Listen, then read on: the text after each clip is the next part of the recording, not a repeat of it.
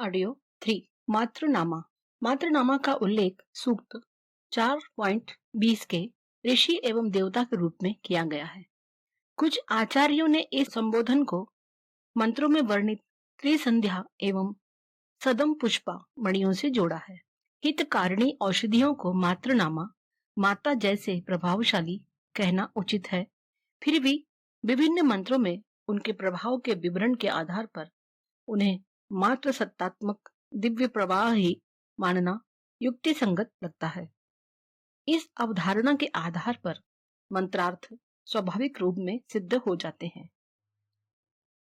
कृत्या दूषण। अनेक सूक्तों के देवता के रूप में यह संबोधन प्रयुक्त हुआ है। कृत्या दूषण, कृत्या अर्थात उसके प्रभाव को नष्ट करने के प्रयोग अनेक स्थानों पर आए हैं। कृत्य का अर्थ होता है करने योग्य क्रिया और कृत्या दूषण का अर्थ हुआ किए हुए की प्रतिक्रिया। इस आशय से कृत्या का प्रयोग भले बुरे दोनों अर्थों में किया जा सकता है, किंतु कृत्या शब्द का प्रयोग किसी हानिकारक मारक शक्ति के रूप में ही किया जाता रहा है। शत्रुनाश के लिए कृत्या प्रयोग तो निश्चित रूप से मारक संकल्प के साथ किए गए कार्यों के वांछित प्रतिफलों के साथ कुछ अवांछित फल भी निकल पड़ते हैं, उन्हें भी कृत्या कह सकते हैं। जैसे समुद्र मंथन रत्नों की प्राप्ति के संकल्प के साथ किया गया था, किंतु उससे हलाहल विष भी निकल पड़ा। अच्छे उत्पादन के प्रयास में फैक्ट्रियों से प्रदूषण भी निकल पड़ता है। मनुष्य में कर्म संकल्प एवं कर्म शक्ति के विकास के लिए काया, इंद्रियां तथा कामनाएं आवश्यक हैं। उनके इष्ट प्रयोग के साथ अनिष्ट प्रयोग भी होने लगते हैं, उन्हें भी कृत्या कह सकते हैं। प्रजनन द्वारा सृष्टि कार्य आगे बढ़ाने के लिए प्रदत्त काम शक्ति काम वासना बनकर अनिष्टकारी बन जाती है, उसे भी कृत्या कह सकते हैं। इस प्रकार कृत्या के स्थूल सूक्ष्म अगणित स्वरूप सिद्ध हो सकते हैं। किसी उपजी कृत्या अथवा कृत्या दूषण का शमन आवश्यक हो जाता है। वेद द्वारा कृत्या निवारण को इसी प्रकार के व्यापक संदर्भ में लेने से वेद मंत्रों के अर्थ भली प्रकार प्रकट हो सकते हैं।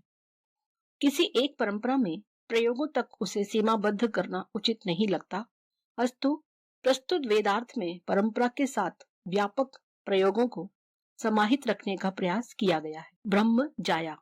अथर्व 5.17 में देवता ब्रह्म जाया का वर्णन है। जया का सीधा अर्थ पत्नी होता है। ब्रह्म की पत्नी अर्थात ब्राह्मण की पत्नी के संदर्भ से संगति ठीक ठीक बैठती नहीं, उसे ब्रह्म विद्या के संदर्भ में लेने से मंत्रार्थों की गरिमा तथा परंपरागत अर्थ दोनों की संगति ठीक बैठ जाती है। ब्रह्मगवी सूक्त 5.18 के देवता रूप में वर्णित ब्रह्मगवी का अर्थ ब्राह्मण की गाय अधिकांश विद्वान करते हैं। गौ माता के प्रति श्रद्धा तथा उनकी महत्ता बढ़ाने के लिए मंत्रों में वर्णित असामान्य प्रभावों को गौ से जोड़ना उचित भी है, किंतु मंत्रों के भाव इस अर्थ के साथ ठीक प्रकार सिद्ध नहीं होते। ब्राह्मण की गाय जो उसको पोषण देती है, वह उसकी निष्ठा प्रवृत्ति है। इसलिए ब्रह्मगवी का अर्थ ब्रह्मवृत्ति लेने से ही बात बनती है। इसी प्रकार शतौदना गौ, वशा गौ, स्कंभ आदि के बारे में व्यापक पूर्वाग्रह मुक्त होकर ही अर्थ करने पड़े हैं। अध्येताओं को उनसे तुष्टि के साथ नई दृष्टि भी मिल सकेगी, ऐसी आशा है। मंत्रों के बीच बीच में भी आलंकारिक प्रयोगों को टिप्पणियों के माध्यम से स्पष्ट करने का प्रयास किया गया है। जैसे अथर्व 4.7.3 में रोगी को परामर्श दिया गया है कि भूख के अनुसार करंभ औषधि युक्त खाद्य का मिश्रण खाने और पीव पाक चर्बी पकाने विधि का प्रयोग तुम्हें विष प्रभाव से बचा लेगा। यह चर्बी पकाने की विधि का यह स्पष्टीकरण आवश्यक है, अन्यथा कोई ना समझ चर्बी पकाकर उसका करंभ बनाकर मिश्रण बना शारीरिक विषयों से मुक्ति चाह सकता है। पाद टिप्पणी में यह बात स्पष्ट कर दी गई है कि भरपूर श्रम जिससे शरीर की चर्बी गलने लगे, ऐसे प्रयोग को पीव पाक कहा जाना युक्ति संगत है। स्थान स्थान पर ऐसे स्पष्टीकरण देने वाली टिप्पणियों का संतुलित प्रयोग किया गया है। कुछ रहस्यात्मक प्रसंग। वेद यो तो सारे के सारे गूढ़ हैं, उनके मर्म को समझना कठिन है, फिर भी उनकी भाषा के आधार पर उनके भावों को कुछ अंशों तक समझ लिया जाता है। किंतु अथर्व में ऐसे अनेक रहस्यात्मक प्रकरण हैं जिनको ना समझ पाने के कारण भ्रम उत्पन्न होते हैं। जादू टोने का भ्रम। अथर्ववेद में बाधाओं से बचने तथा दुष्टों के दमन के क्रम में अनेक रहस्यात्मक प्रयोगों का उल्लेख है। कुछ विदेशी विद्वान इस आधार पर इसमें जादू टोना होने का आरोप लगाते हैं। कुछ लोग इसे दूसरों की हानि पहुंचाने की हीन विधाओं का समर्थक कहते हैं, किंतु विवेकपूर्ण समीक्षा से ऐसे सब आरोप निरर्थक सिद्ध हो जाते हैं।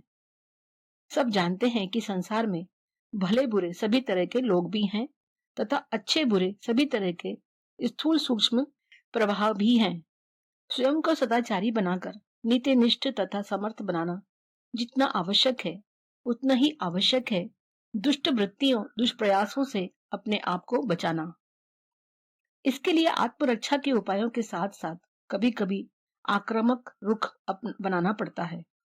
रोग से बचने के साथ साथ रोग पर मारक आक्रमण भी करने पड़ते हैं। दुरुपयोग से तो बुद्धि भी कुचक रचने वाली बन जाती है और सदुपयोग करने से घृणा भी दोषों से बचा लेती है। अस्तु, विकारों तथा विकृत प्रक्रियाओं को नष्ट करने के प्रयासों को हीन प्रक्रिया नहीं कहा जा सकता। उस विद्या का भी विवेकपूर्ण उपयोग समय समय पर अत्यंत आवश्यक हो जाता है। जादू तो हमारे अज्ञान का परिचायक है। लोग विज्ञान के तथा हाथ की सफाई के तमाम कौशल दिखाते हैं। समझने वालों के लिए वे कौशल सुनिश्चित प्रक्रियाएं हैं और ना समझ पाने वालों के लिए जादू हैं। यदि किसी ने इलेक्ट्रोस्टेट मशीन ना देखी हो और कोई जानकर उसे समझाए कि यहाँ से सादा कागज डालो, उधर से छपा हुआ निकाल लो, तो अनजान व्यक्ति यही कहेगा कि जादूगरी करके हमें बहका रहा है। किंतु सत्य तो सत्य है। जो उसे जानता है वह तो व्यक्त करने का प्रयास करेगा ही। वेद में ऋषियों ने अपनी सांकेतिक भाषा में जो उस समय सहज ग्राह्य रही होगी उपयोगी बातें बतलाई हैं। हमारी बुद्धि जितना समझ पाए उसका लाभ उठाए, किंतु जो बातें हम समझ नहीं पाते उन्हें किन्हीं हीन परिकल्पनाओं से जोड़ना उचित नहीं। दूसरी बात यह है कि जादू शब्द हमेशा बुरे अर्थों में ही प्रयुक्त नहीं होता। यदि कोई बालक ये व्यक्ति किसी भी प्रकार कोई उचित बात समझ नहीं रहा है, ऐसे में कोई मनोवैज्ञानिक मेधा संपन्न व्यक्ति उसे सहमत कर ले तो लोग हर्षित होकर कह उठते हैं, वाह, इसने तो जादू कर दिया। माँ का संतों का अपनत्व भरा व्यवहार ऐसे जादू करता ही रहता है। उपचार पद्धतियों में आज भी अनेक प्रक्रियाएं जादू जैसी लगती हैं। होम्योपैथी में रसायन विज्ञान केमिस्ट्री के हिसाब से देखें तो 1000 शक्ति पोटेंसी की दवा में 1 घन सेंटीमीटर द्रव में मुश्किल से औषधि का 1 कण मॉलिक्यूल आता है। उस द्रव की एक छोटी बूंद में तो दवा कुछ भी नहीं रह जाती, फिर वह असर कैसे करती है? यह क्या समझ में न आने से जादू जैसी लगे भले, किंतु है तो एक सूक्ष्म विज्ञान के अनुशासन में ही। इसी प्रकार एक्सरे, इंफ्रारेड, अल्ट्रावायलेट एवं लेसर किरणों से किया जाने वाला उपचार अज्ञानियों को जादू जैसा लगे भले ही, किंतु है तो वह विज्ञान सम्मत प्रक्रिया ही। वेद काल में ऐसी सूक्ष्म चिकित्साओं की श्रेणी में प्राण तथा मंत्र की सूक्ष्म धाराओं का प्रयोग सहज ही किया जाता रहा है।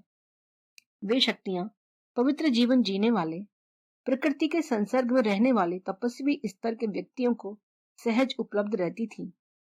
अतः वे औषधियों, मणियों आदि के साथ उन सूक्ष्म धाराओं को संयुक्त करके उपचार किया करते थे। आज वह प्रक्रिया हमारे लिए दुरूह हो गई है, तो भी उसे नकारा नहीं जा सकता। अथर्ववेद में ऐसे प्रसंग भी पर्याप्त हैं। मंत्रार्थों में ऐसे प्रसंगों को चेतना विज्ञान की ऐसी धाराएं मानकर चला गया है जो फिलहाल स्पष्ट नहीं हो पाई हैं। शब्दावली। अथर्ववेद में अनेक ऐसे मंत्र हैं जिनके अर्थ एवं उद्देश्य तो सहज ही स्पष्ट हो जाते हैं, किंतु उनमें जिन शब्दों का प्रयोग किया गया है उनके अर्थ खोजे नहीं मिलते। निरुक्तकार यास्क भी उस संदर्भ में मौन है। ताबुब एवं तस्तुव के सर्प विनाश की बात बहुत स्पष्टता से कही गई है, किंतु ये क्या है अब तक किसी व्याख्याकार की समझ में नहीं आया। इसी प्रकार के कुछ शब्द हैं ख्रगल, विषभ, काबव, करशफ आदि।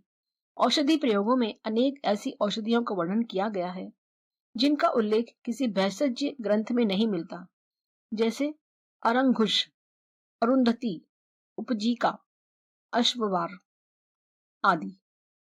मणियों के संदर्भ में भी जंगीर्ण मणि, प्रतिसर मणि, अस्त्र मणि की भावात्मक व्याख्या करके ही चुप रह जाना पड़ता है। आलंकारिक सांकेतिक शब्दावली जैसे कोक यातु, चक्रवाक पक्षी जैसी कामवृत्ति, सूर्य यातु, सुरपा यातु, गरुड़ जैसा दर्प, स्व यातु, कुत्ते की तरह जाति द्रोह आदि को यथा स्थान स्पष्ट किया गया है। अथर्ववेद 20वें कांड के सूक्त क्रमांक 127 से क्रमांक 136 तक के सूक्तों को कुंताप सूक्त कहते हैं। कुछ विद्वान इन्हें खिल प्रक्षिप्त मानते हैं, किंतु कालांतर में इन्हें संहिता का ही अंग स्वीकार कर लिया गया है। आचार्य सायण के भाष्य में इन सूक्तों पर भाष्य प्राप्त नहीं है। अथर्ववेद के ही कुछ अन्य सूक्तों पर भी उनके भाष्य प्राप्त नहीं है। हो सकता है कि उनके भाष्य के कुछ अंश काल प्रभाव से नष्ट हो गए हों। जो भी हो, किंतु अब वे भी सभी मान्यता प्राप्त संहिताओं में हैं तथा अध्येताओं विद्वानों के लिए चुनौती भरे आकर्षण बने हुए हैं। सभी ने उन्हें दुरूह दुर्बोध माना है। गोपथ ब्राह्मण उत्तर भाग प्रपाठक 6 कंडिका 12.4 में कुंताप का अर्थ कुयान तप्यंते, कुत्सित, निंदित, पापों को तापित तपाकर भस्म करने वाला बतलाया गया है। इससे यज्ञ अनुष्ठान कर्ता के पापों को भस्म किया जाता है। वैतान सूत्र 6.2 के अनुसार इसका प्रयोग सोम यागों के 6वें दिन पृष्ठे स्तुतियों के रूप में किया गया है। सूत्रकार ने इस सूक्त समुच्चय के सूक्तों को इस प्रकार अलग अलग विभागों में विभक्त किया है। सूक्त क्रमांक 127 से 128 कुंताप, सूक्त क्रमांक 129, 30, 31, 32 ऐतश, सूक्त क्रमांक 133 प्रबलिका, सूक्त क्रमांक 134 प्रतिराधा, सूक्त क्रमांक 135 अतिवाद तथा सूक्त क्रमांक 136 आहनस्य कहे गए हैं। इन सूक्तों में गेय पद वाले पद मंत्रों से लेकर एक एक शब्द वाले मंत्र तक हैं, जैसे परित्रया 129.8, प्रदाकवाह 129.9, पाक बलेहि, शाक बलेहि 131.15 से 16 आदि। भारत की ऋषि परंपरा में यह कोई अनहोनी बात नहीं है। तत्वदर्शी ऋषियों ने तो उच्चारण एवं भावना या संकल्प शक्ति के संयोग से कार्य करने वाले एकाक्षर मंत्र रीम श्रीम क्लीम हुम आदि भी रचे हैं, तो एक शाब्दिक मंत्रों को अटपटा क्यों माने। एकाक्षर मंत्रों की तरह इनके भी प्रयोग हो सकते हैं, किंतु शब्द में अर्थात्मक सूत्र भी सन्निहित होते हैं। उन्हें खोलने में कठिनाई होना स्वाभाविक है। फिर भी देश काल की आवश्यकता के अनुरूप वेद मंत्रों ने अपना जितना स्वरूप खोला है उतने को भावानुरूप भाषा देने का प्रयास किया गया है। सभी वेदों की तरह अथर्ववेद में भी पदार्थ विज्ञान, मनोविज्ञान एवं चेतना विज्ञान के गूढ़ रहस्यों को सांकेतिक विधि से व्यक्त किया गया है। आशा है इस प्रयास से जन सामान्य को वेद ज्ञान का लाभ उठाने तथा गहन अध्येताओं को शोध के नए आयाम प्राप्त करने का अवसर मिलेगा। सभी को वेदों की सांस्कृतिक गरिमा तथा उपयोगिता का बोध हो सकेगा। गायत्री तपोभूमि से वेदों के प्रथम सर्वसुलभ संस्करण प्रकाशित करते समय पूज्य गुरुदेव ने इच्छा व्यक्त की थी कि समय आने पर विशिष्ट टिप्पणियों सहित वेदों के नए संस्करण छापेंगे। उसके लिए वे ऐसे सूत्र बनाकर दे गए थे जिनके आधार पर इस कार्य का संपन्न होना संभव हुआ। वे शरीर के बंधनों में आबद्ध रहकर भी सहस्रों बुद्धियों तथा हाथों से कार्य लेते रहे। उन बंधनों से मुक्त होकर तो उनकी वह शक्ति और भी प्रखर हो उठी। उन्होंने मानो हाथ पकड़कर यह सब करा लिया। नेति नेति कहे जाने वाले तत्व को उन्होंने किस मर्यादा के अनुसार कितना खोला, यह तो वे ही जाने।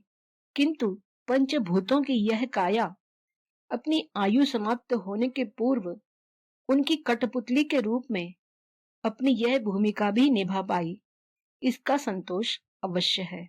आनो भद्राः कृत्वो यन्तु विश्वतः। भगवती देवी शर्मा।